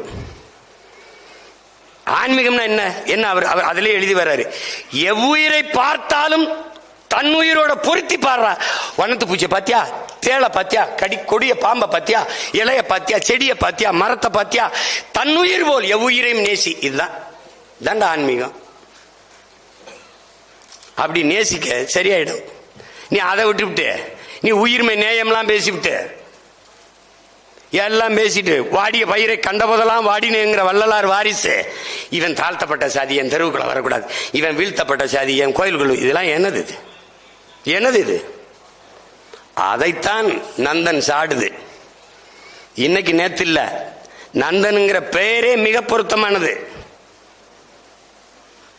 அப்ப இது நீண்ட காலமாக தமிழ் சமூகம் தூக்கி வருகிற ஒரு தீண்டாமை இழிவு. அத வருகிற தலைமுறைகளாவது இதிலிருந்து விடுபடணும். இப்ப நீங்க பாத்தீங்கன்னா என்னை கேட்பாங்க, சாதி ஒழித்தல் தான் சமூக விடுதலை, சாதி ஒழித்தால் தான் தமிழ் தேசியம் வரும். அது சரிதான். இங்கே இருக்கிற கோட்பாடு எப்படின்னா சாதி ஒழிப்பு, தன் சாதி தவிர பிற சாதி ஒழிப்பு. இதான் இங்கே இருக்கிற சாதி ஒழிப்பு. என்றைக்கு ஒரு மகனுக்கு, ஒரு மனிதனுக்கு சாதி மத உணர்ச்சி சாகுதோ அன்னைக்கு தான் தமிழன் என்கிற தேசிய இன உணர்ச்சி பிறக்கும். நீ சாதியா இருக்கும்போது நான் இந்த நாடார், நான் செட்டியார், நான் கோனார், நான் இவர் தேவர், நான் தேவேந்திரன், நான் முதலியார் பிள்ளை இப்படிங்கிற எண்ணம் இருக்கிற வர உனக்கு தமிழன்கிற இன உணர்ச்சி வராது. இப்ப அதுக்கு சான்று நான் சொல்றேன், நல்லா கேட்டுக்க. ஈழத்துல நம்ம மக்கள் செத்து விழும்போது வன்னியர்ல ஒரு 500 பேர் செத்தான், தேவர்ல ஒரு 10,000 பேர் செத்தான்னு செய்தி வந்தா என்ன தமிழ்நாட்டில் நடந்திருக்கும்னு வரும். ஆனா செய்தி எப்படி வந்துச்சு? தமிழர்கள் செத்தார்கள். யாரோ வேற்றுக்கிரகவாசிகள்.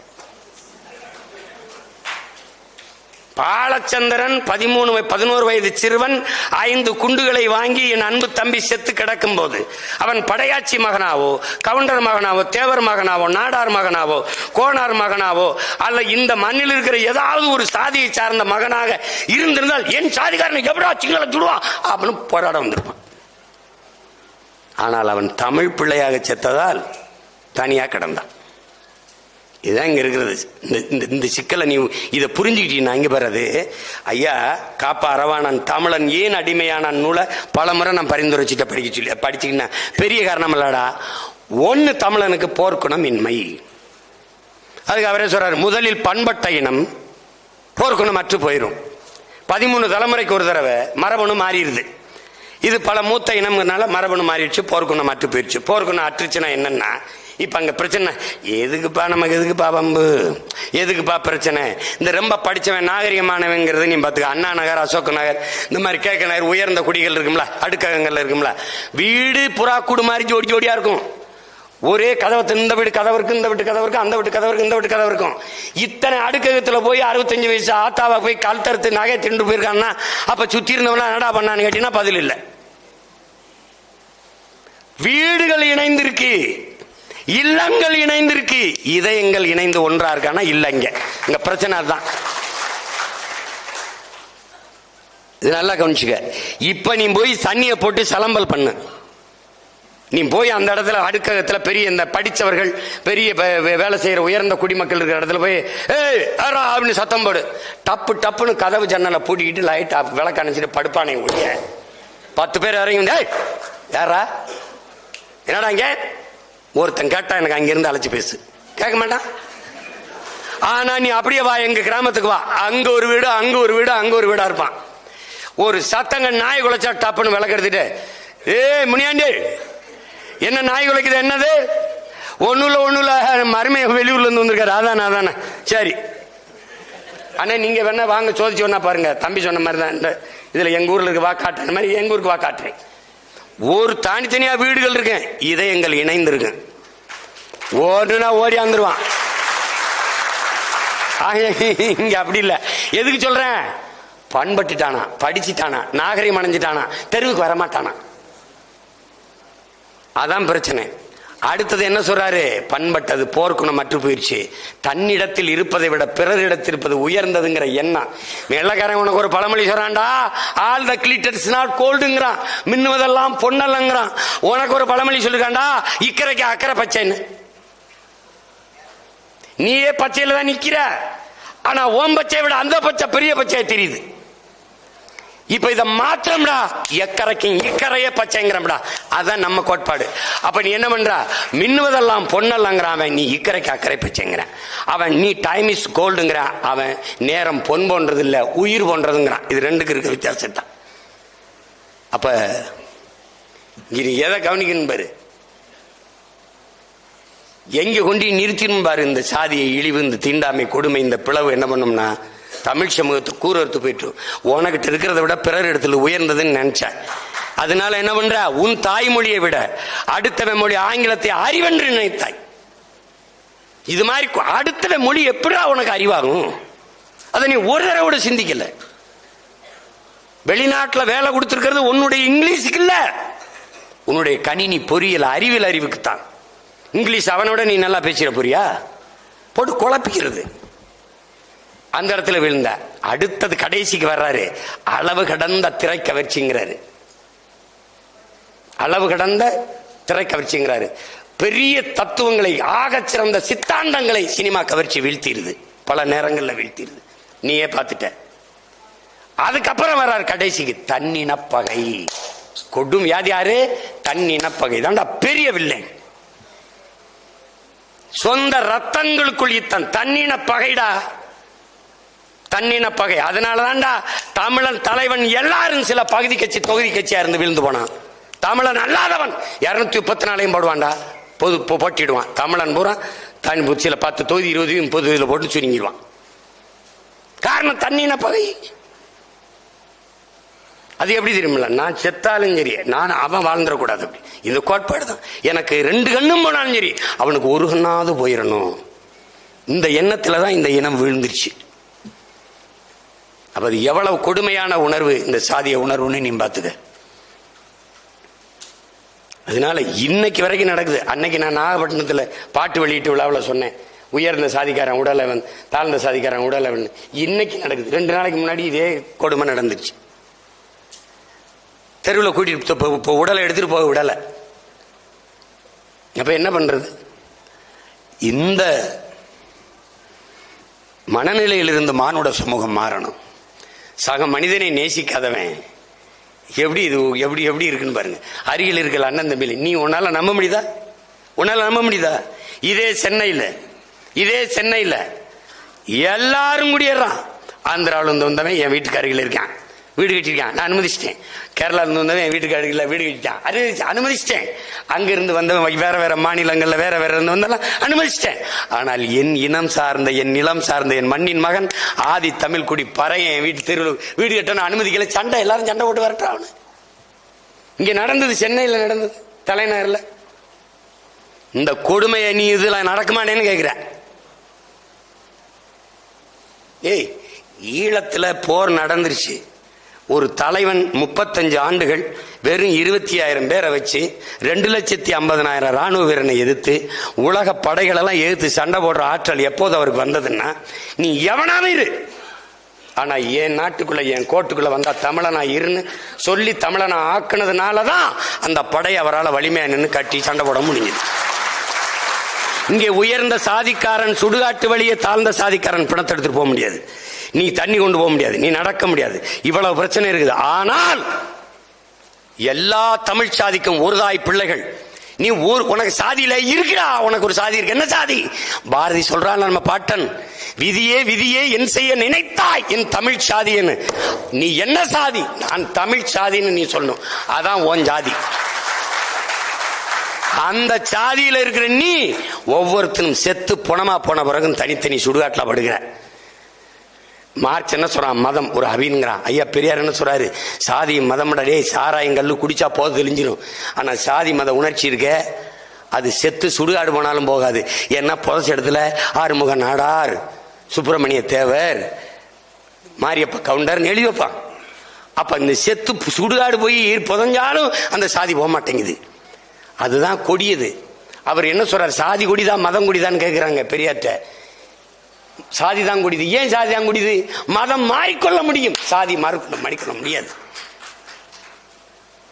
அப்ப எந்த போதை? பெரிய கொடிய போதை இந்த சாதிய போதை. அப்ப அது எப்படி இந்த போதையை ஒழிக்கிறான் ஒரு தலைவன்? எப்படி ஒழிக்கிறான்?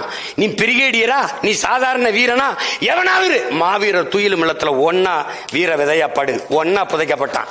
அதை உருவாக்கினான் ஒரு தலைவன். அதனாலதான் அவ்வளவு பெரிய ராணுவங்களை, உலக வல்லாதிக்கத்தை 20 நாடுகளின் துணை கொண்டுதான் இறுதி போரில் விடுதலை புலிகளை வீழ்த்தினோம் என்று சொல்லுகிற அளவிற்கு வெறும் 25,000 வீரர்களை வைத்துக் கொண்டு வீரத்தமிழ் மரபுகளை வைத்து சண்டை செய்ய முடிஞ்சதென்றால் சாதிய உணர்ச்சியை முதல்ல தலைவன் சாகடிச்சான். அதனாலதான் வெல்ல முடிஞ்சது. இங்க அப்படியே பாய் எவ்வளவு கொடியதுன்னு பாத்துக்க. நீ வலிமையற்று நீ இந்த உணர்வு சாதி இங்க திட்டமிட்டு ஊட்டப்பட்டது. உடன் பிறந்தவனே, சாதிய மத உணர்ச்சி திட்டமிட்டு ஊட்டப்பட்டது. மொழி இனப்பற்று சாகடிக்கப்பட்டு சாதிய பற்று ஊட்டப்பட்டது. அதனாலதான் இங்க பிரச்சனை. உள்ளாட்சி தேர்தலில் பாரு, அவரு தம்பி அந்த கதையை எழுதுறதுக்கு தஞ்சாவூருக்கு போனேன், பிரசிடண்ட பார்க்க போனேன், ஊராட்சி மன்ற தலைவரை. அங்க போன போது தேங்காய் உரிச்சுக்கிட்டு இருந்தாரு. ஆனா பழைய பிரசிடண்ட், அப்பதான் அது தனி தொகுதியா மாறுது. அதுக்கு முன்னாடி இருந்த பிரசிடண்ட் தான் கையெழுத்து போடுவார், பணத்தை எடுப்பார். அதையே தான் எடுத்துக்க. அதான் என் தம்பி பாலாஜி சக்திகளுடைய கதாபாத்திரம். இங்க எல்லாம் சமமா தெரியும் தம்பி, ஆனா சமம் இல்ல. இந்த உலகத்துல ஒரு தத்துவம் சொல்றான் பாருங்க, உலகெங்கிலும் மனிதர்களுக்கு ஒரே பிரச்சனை தான்டா, ஒரே பிரச்சனை தான். என்ன பிரச்சனை? சரிபாதி மனிதனுக்கு வயிறை குறைக்கணும், சரிபாதி மனிதனுக்கு வயிறை நிறைக்கணும். இதான்டா பிரச்சனை. இது ஒண்ணுதான் பிரச்சனை. இத நம்முடைய பெரியவர் அண்ணன் தமிழரசன் எப்படி சொல்றாரு? பானை, இது பானை, பானை ஒண்ணுதான், பானை ஒண்ணு. ஆனா அது ஒண்ணு இல்லை. எப்படின்னா, கொளுத்த பணக்காரன், அரசியல்வாதி, அதிகார திமிரில் இருக்கிறவன் வயிறெல்லாம் பானையின் வெளித்தோற்றம் போல ஊப்பி பிதுங்கி இருக்குது. ஆனால் உழைக்கும் மக்கள், வேளாண்குடி மக்கள், பஞ்சாலை தொழிலாளர்கள், அன்றாடங்காட்சிகள், தினக்குடிகள், எங்கள் வயிறு பானையின் உள்பக்கம் போல ஒட்டி இருக்குது. ரெண்டும் சமமாடா? பானை ஒண்ணுதான்டா, ஆனா ரெண்டும் சமம் இல்லைங்கிறாரு. அப்படிதான் இந்த சமூகம் சிதறி கிடக்குது. அப்ப நான் பிரசிடென்ட் ஆயிட்டேன், ஆனாலும் கொடியேற்ற முடியாது, உட்கார நாற்காலி இல்லைன்னா அது எவ்வளவு பெரிய வலி என்பதை சகோதரத்துவம், சமத்துவம், ஜனநாயகம் எல்லாம் பேசுகிற நாட்டில் வாழ்கிற மக்கள் சக மனிதனை மதிக்கலைன்னா என்னன்னு நீ பார்த்துக்கு. அதைத்தான் இந்த படம் சாடுது. அதுல படத்தை எடுத்த என் தம்பி சரவணனுக்கு எவ்வளவு பாராட்டினாலும் தகும். இன்னைக்கு அண்ணன்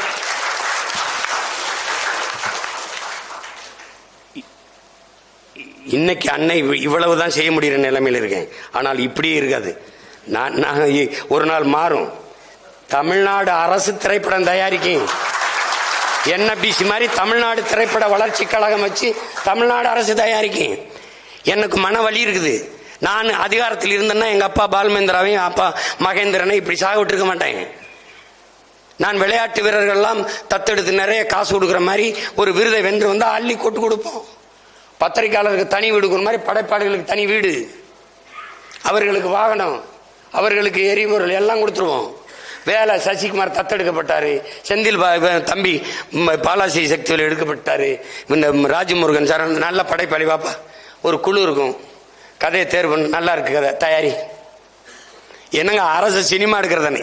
அரசு சாராய் வைக்கும் போது அரசு சினிமா எடுக்கூடாதாடா? கலை கலை நானே எடுக்கிறேன்.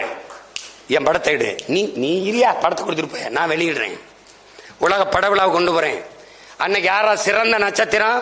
நீ தமிழ்நாட்டின் தூதுவன், நீதான் முகவர், வா உனக்கு இந்த சம்பளம். போய் நம்ம பிள்ளைகள் கொண்டு வர படத்தை ரெப்ரசன்ட் பண்ணி அதை எடுத்து பேசி உலக மக்கள்கிட்ட கொண்டு போ, உனக்கு சம்பளம். இப்படித்தான் உலக நாடுகள். இந்த கலையில் சிறந்து விளங்கும் போது அந்த நாடு கலை இலக்கியத்தில் புகழ் பெற்றிருக்கின்ற அர்த்தம்.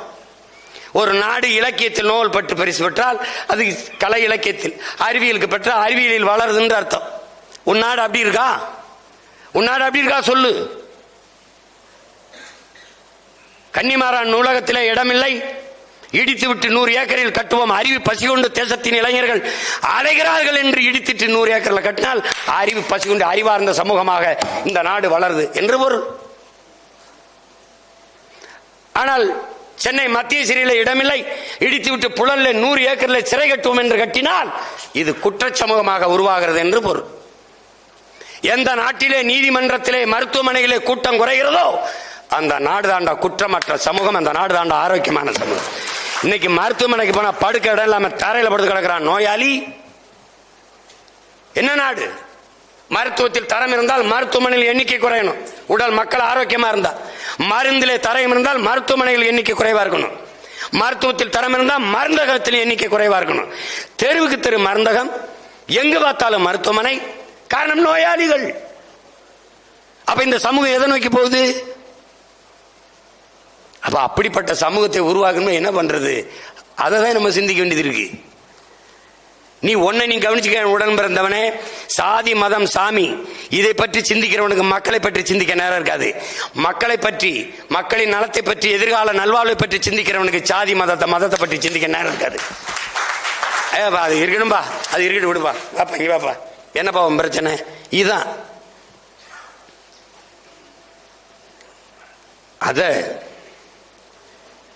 அதை கவனத்தில் எடுத்துக்கிட்டு செய்யணும். இங்கே இருக்கிற படைப்பாளிகள் 3 படைப்பாளிகள் சேர்ந்து ஒரு சிறந்த படத்தை, என் தம்பி சமுத்திரக்கனி வரல, வெளியூர்ல படப்பிடிப்பு இருக்கிறார், சிறந்த கலைத்திறனை வெளிப்படுத்தினாங்க. அதுல என் தம்பி சசிக்கு இந்த படம், என் தம்பி ராஜமுருகன் சொன்ன மாதிரி மிக முக்கியமான படம். அவன் படத்திலே சமீபத்தில் நடித்த 3 படங்களை நான் பாராட்டினேன். 1 அயோத்தி, 2வது கருடன். இந்த கருடன்ல என் தம்பி சரவணன் ராத்திரியில் எடுத்து பேசினேன். அவன் நினைப்பேன் அண்ணன் தூங்கியிருப்பாருன்னு, நான் நினைப்பேன் தம்பிக்கு போடுமா தூங்கியிருப்பானான்ட்டு. நாங்கள் என்னைக்கு 2-3 மணிக்கு முன்னாடி தூங்கினோம் போட்டுன்னு என்னடா படம் எடுத்துனா அருமையாக எடுத்துட்டான். படத்தில் கடைசியாக ஒரு வசனம் இதே மாதிரி தான், வாழ்றதுக்கே அதிகாரம் தேவைப்படுதுங்கிற மாதிரி தான். அதில் ஒன்று வார்த்தை சொல்லுவான், அது வில்லனை அடிச்சு விட்டு சொல்லுவான், அண்ணே நாயா இருந்தேனே, நான் நாயா இருந்தேனே, என்னையும் உன்னே மாதிரி மனுஷனாக்கி விட்டீனே பாருங்க. அந்த முழு படமும் அதுதான் அதை சொல்றது தான் படம். அது மாதிரி அதுக்கப்புறம் அந்த கருடன் படம் என் தம்பிக்கு, அதுக்கப்புறம் இந்த படம்.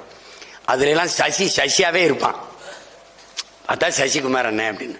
ஆனா இதுல சசி கூழுப்பானையாவே இருந்தான். முதல் காட்சியில இருந்து நீண்ட நாள் நம்ம பக்கத்துல வச்சு பார்த்த தம்பி இல்ல, கதாபாத்திரமா மாறி நடிச்சான்.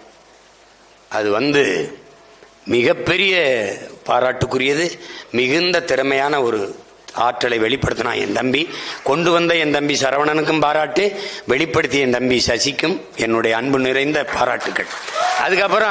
அதுக்கப்புறம் உடல்ல எத்தனை உறுப்புகள் இருந்தாலும் அதை தாங்கி நிற்கிற முதுகெலும்பு மாதிரி மொத்த திரைக்கதையும் ஒரே தூண்ல அப்படி நிறுத்தினவன் என் தம்பி பாலாஜி சக்திவேல் அவர்கள். அவன் இல்லைன்னு வச்சுக்க, அது சசி நானுமே பேசணும், அண்ணன் அவர் சரியா நடிக்கலைன்னா நம்ம எப்படி நின்று அவர் நல்லா நிறுத்திட்டு. ஏன்னா இங்க வில்லன் இல்லாத வேலையில படத்துல கதாநாயகனுக்கு ஒண்ணும் இல்லை, அவன் ஒண்ணு போட்டா தானே நம்ம ஒண்ணு போட முடியும். இப்போ இந்த உதாரணமா ஒண்ணு போட்டு காட்டுறேன் பாரு. ஏய், தனி மரம் தோப்பாகாது, அவன் நான் தனித்தனி மரம்லாம் சேர்ந்துதான் தோப்பாகுது. ஏய், ஆழம் தெரியாம காலை விடாத, காலை விட்டா தாண்டா ஆளை என்னன்னு தெரிஞ்சுக்க முடியும்.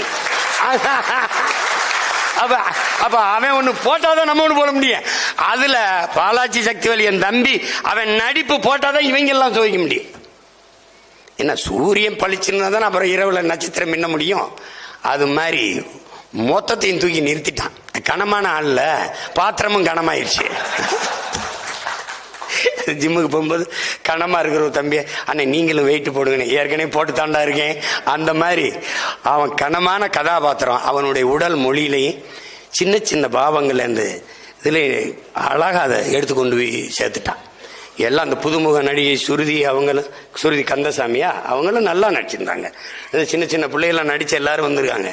ரொம்ப அருமை. அந்த சின்ன பையன் வந்தான்ல தம்பி, மகனா நடிச்சவன், இவனை இப்பத்தான் அவனை முழுசா பாக்குறான். ஏய், இவ்வளவு அழகான பையனா இருக்க நீ அப்படிங்கிறான். யாரு? சச்சி. அதுல கருப்படிச்சு விட்டு தடையை வளர்த்து பார்க்க ஒரு மாதிரி இருந்தானா, இப்ப பார்த்தா யாரும் வெள்ளக்காரட்டு போய் உள்ள ஒரு பிள்ளை மாதிரி இருக்கிற மாதிரி அழகா இருந்தோன்னு சொல்றான், என்னடா இவ்வளவு அழகான பையனா இருக்க நீ அப்படின்னு. அந்த அளவுக்கு ஆட்களை உருமாற்றி அவர்களுடைய உடல் மொழியை மாற்றி மிக அழகாக அந்த படத்தை செதுக்கி கொண்டு வந்த என் தம்பிக்கு எவ்வளவு பாராட்டினாலும் தகும். அதனால அது யாருங்க இவங்க எல்லாம் பாராட்டுறதுன்னு நினைக்காத. இன்னைக்கு நான், நாளைக்கு 4 பேர், அப்புறம் 4000 பேர், அப்புறம் 40,000 பேர், அப்புறம் 4 லட்சம் பேர், அப்புறம் 4 கோடி பேர், அப்புறம் நாடு, அப்புறம் உலகம். அப்படிதான் தம்பி.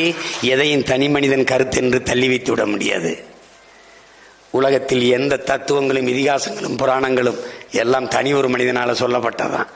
நந்தன் சிறந்த படைப்பு, நாங்க இன்னைக்கு சொல்றோம்.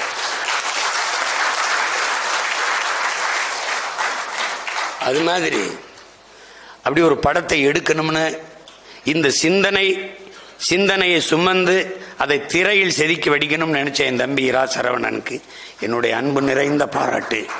அதற்கு தோள் கொடுத்து துணையா நின்ற என் தம்பி சசிகுமாருக்கு, என் அன்பு இளவல் சசிகுமாருக்கு பாராட்டு. அதே மாதிரி தம்பி சமுத்திரக்கனி, என்னுடைய தம்பி பாலாஜி சக்திவேல், எல்லாருக்கும் அதில் பணியாற்றிய ஒளிப்பதிவாளர் புதுசுன்னா அவர் நல்லா ஒத்துழைச்சிருக்கார். படத்தொகுப்பாளர், இசையமைப்பாளர் தம்பி ஜிப்ரான், எல்லாருடைய பங்களிப்பு ரொம்ப அசாத்தியமானது. அதுல முன்ன பின்ன கொஞ்சம் முன்னாடியே இந்த கதையை எல்லாருக்கும் சொன்ன என் தம்பி என்கிட்ட ஒரு தடவை சொல்லியிருந்தானா இன்னும் கொஞ்சம் அது பண்ணியிருக்கலாம். பாடல்கள் இப்படி கொண்டு வந்துடும், அப்படி கொண்டு வரணும். இப்போ பேசி பயனில்லை. எப்படி பார்த்தாலும் ஒற்றை மகனாக ஒரு சமூக மாறுதலுக்கு அவனால் அவன் பிறந்த பையனுக்கு கடமைக்கு செஞ்சிருக்காங்கிறது அது மறுக்க முடியாது. பெரிய பாராட்டு. சமூக பொறுப்போடு, வணிக சிந்தனையற்று சமூக பொறுப்போடு படைக்கப்பட்ட ஆகச் சிறந்த படைப்பு நந்தன். அந்த படைப்பை நம் பாராட்டுவதன் மூலம் நாம் பெருமைப்பட்டுகிறோம். இதேதோ கடமைக்கு செய்யறேன்னு நினைக்காத, என் கடமையா செய்யறேன். அது ரெண்டுக்கும் வேறுபாடு இருக்கு. அதில் இந்த படத்தை போற்ற வேண்டியது ஒவ்வொரு மகனின், ஒவ்வொரு குடிமகனினுடைய பொறுப்பும் கடமையும். அந்த உணர்வில் தான் என் தம்பி பாண்டே இங்கே வந்து உட்கார்ந்துருக்கான். அவன் சொன்னான் பாருங்க, என்கிட்ட மட்டும் காசு இருந்ததுன்னா நானே வாங்கி வெளியிடுவேன். ஏன்னா உணர்வு இருக்கிறவன்ட்ட பணம் இருக்காது, பணம் இருக்கிறவன்ட்ட உணர்வு இருக்காது. இது வந்து நான் இல்லை, ஐயா ஷோ இருக்காருல்ல, அவர் ஒரு விழாவில் சொல்றாரு, இங்கே ஒரு முரண் இருக்கு. நல்ல தயாரிப்பாளருக்கு நல்ல இயக்குனர் கிடைக்க மாட்டான், நல்ல இயக்குனருக்கு நல்ல தயாரிப்பாளர் கிடைக்க மாட்டான். அதனாலே நல்ல படம் தமிழ்நாட்டில் வர்றதில்லை. உங்களுக்கு புரியுது நினைக்கிறேன். நான் வரும்போது சொல்லிட்டு இருந்தேன், அவனுக்கு வந்து வறுமை, பணம் இல்லை, அவசர அவசரமாக வேக வேகமாக சாப்பிட்டு ஓடுவோம்ல, அப்படி ஓடிட்டான். கொஞ்சம் நிதானமாக நின்று காசு இருந்து பணத்தை பற்றி கவலை இல்லை, நல்லா எடுப்போம்னு எடுத்திருந்தா இன்னும் 4-5 மடங்கு இந்த படத்தை தரத்தில் சிறந்த படமாக அவனால் கொண்டு வந்திருக்க முடியும். ஆனாலும் தான் கொண்டு வந்த கருத்தை சிதைய விடாமல் கொண்டு வந்து கொடுத்துட்டான். சுகமான பிரசவமாக பிரசவிச்சிட்டான். அதில் என் தம்பி ரா சரவணனை உளமாற உச்சி முகந்து நான் பாராட்டுகிறேன். என் அன்பு நிறைந்த வாழ்த்துக்கள், பாராட்டுக்கள் படக்குழுவினர் அனைவருக்கும். நந்தன் போல சிறந்த படைப்பை நீங்கள் கொண்டு வரணும். இன்றைக்கு பிறந்தநாள் காணுகிற என் அன்பு தம்பி என் ஆறுயிர் இளவல் சசிகுமாருக்கும், அவரை வைத்து இயக்கி கொண்டிருக்கிற என் தம்பி ராஜமுருகன் சிறந்த படைப்பாளி, சிறந்த படைப்பாளி, ஆக சிறந்த ஒரு சிந்தனையாளன். அவன் அவன் அவன் யாருன்னு நீங்கள் இன்னொரு தடவை பார்க்கணும்னா நீங்கள் ஜோக்கர் பாருங்க, குக்கு பாருங்க, ரொம்ப அழகா இருக்கும், ரொம்ப அழகா இருக்கும். அது ஜோக்கர்லாம் வந்து அப்படி ஒரு கதையை எவனாலும் கற்பனை முடியாது, எப்படியும் கற்பனை இதை எடுக்கணும்னு தோண முடியாது. அதில் எனக்கு ரொம்ப பிடிச்ச படைப்பாளிகள் எல்லாம் இங்கே இருக்கிறாங்க. என் தம்பி வழக்கு எண் 18 என்ன படம் எடுத்திருப்பான், சாம்ராயில் எப்படி எடுத்திருப்பான், பெரிய படைப்பாளி அவன். காதல்லாம் எவ்வளோ பெரிய, அதை காதல் படத்தை எடுத்து விட்டான். அம்மா வாசுகி எனக்கு ஃபோன் அடிச்சு, சீமான் உங்கள் தம்பி தானே சக்திகள் சொல்ல மாட்டீங்களா, 10ஆம் கிளாஸ் படிக்கிற பிள்ளையே காதலிக்கிற மாதிரி எடுத்து விட்டுருக்காரு, இது எப்படி இப்படின்ட்டு. அது படம் பயங்கரம் ஓடி போயிடுச்சு. நான் சொல்கிறேம்மா அப்படின்னு சொல்லிவிட்டு, அது மாதிரி சிறந்த படைப்பாளிகள்லாம் சேர்ந்து ஒரு சிறந்த படத்தை எடுத்திருக்கிறார்கள். ஆனால் நம்ம பாராட்ட வேண்டியது கடமை. அந்த கடமை செய்த நிறைவு எனக்கு இருக்கு. இந்த விழாவில் எல்லோரும் வந்து பங்கேற்று நம்ம அன்பு பிள்ளைகளை வாழ்த்த வந்தமைக்கு என்னுடைய அன்பும் நன்றியும் வணக்கமும். குறிப்பாக இந்த மேடையிலே வீற்றிருக்கிறதிலே சிறப்பு என்னுடைய அண்ணன் ஞானவேல் அவர்களும், என்னுடைய அன்பு தம்பி பாண்டே அவர்களும், அவர்கள் எல்லாருக்கும் என்னுடைய அன்பும் வாழ்த்துக்களும். நன்றி, வணக்கம்.